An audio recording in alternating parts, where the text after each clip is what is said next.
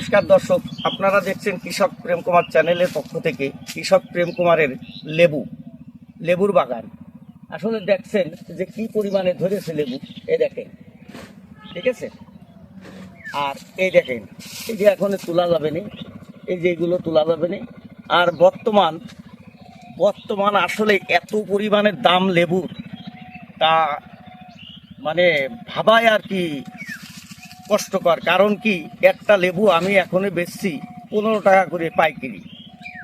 এর আগে আমার বয়সে এই 15-16 বছর আমি লেবু চাষ করি, আমার 9 বিঘে লেবু আছে বর্তমান, কিন্তু এই লেবু এত দাম আমি কোনোদিন পাইনি।